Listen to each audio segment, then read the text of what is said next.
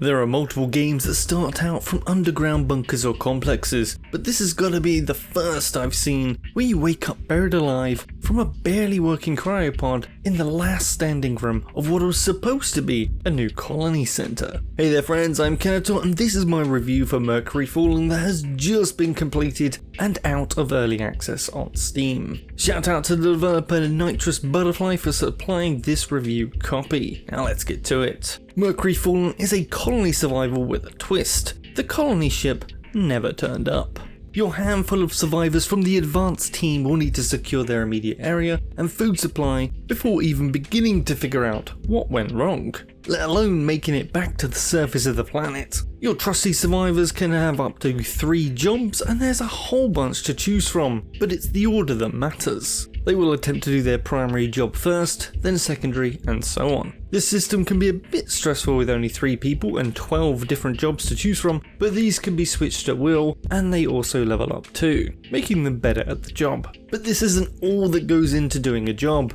Some people are just more suited as each person's stats come into play, as well as any behaviour quirks they might have. But fear not, they are not alone, they also have a trusty robot companion with them, who as long as they can recharge, will work without food or sleep, but are only limited to a few job types. And if you want to, further down the line, you can even start making more of these to really ramp up your expansion. As you build out of your little safe area, mine away the rock, deconstructing the ruins of the original building, and build up your base further, you will find different types of equipment like crucial power devices to the research machine need to be placed on different specific floor types. Here you are free to build out rooms for each type as you unlock them, or mix them within one room for efficiency. I preferred the individual room because it changes the wall decoration and made my little base look more varied. One thing that could have been good when digging out all these old ruins would have been to find these different floor tile types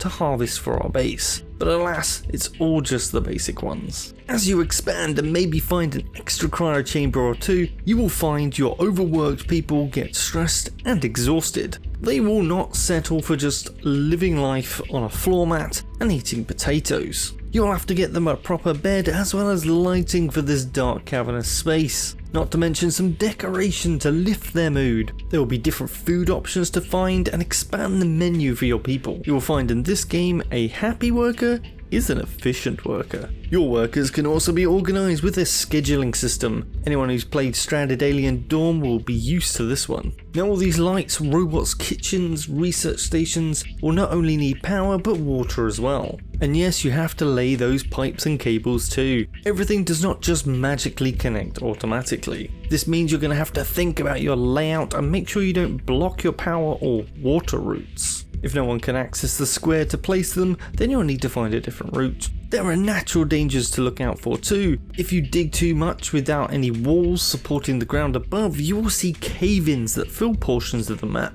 Alien growths will need to be cleared away and your crops can become diseased, and that can spread too. The map will certainly keep you on your toes expanding, mining, collecting and researching, but this is only half of the game. You must make it back to the surface, and to the surface you shall go, venturing out into this strange but vast new world, at first only by foot, but before long by vehicle, and taking much longer trips around the world. Finding new resources and new ways to generate power, as well as finding new mysteries that need solving. However, this is a nice relaxing game, and as such there'll be no combat worries to think about, like what you can get in other Colony games. It's just pure survival. While I don't mind combat, this did feel nice not to worry about, and let me enjoy the slower pace a little bit more. One thing that really stood out to me, which I thought was really neat, is the mapping table. And this looks blank when you first build it, but as you explore the surface, this is a copy of the actual world minimap.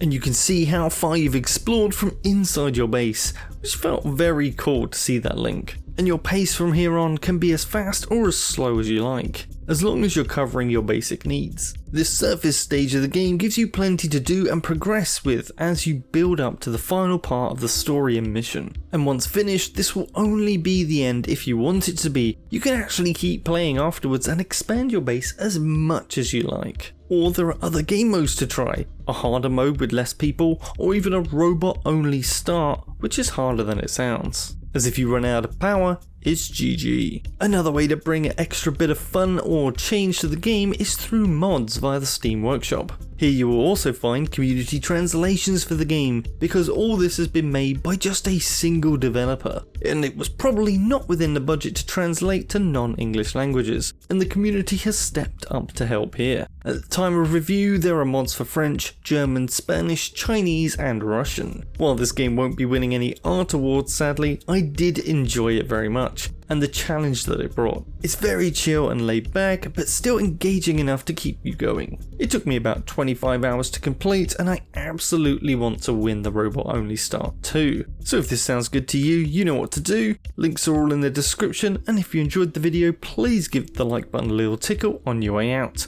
or check out some of my other videos. This would really help me a lot. Thank you for watching, and I'll see you in the next one. Kinator out.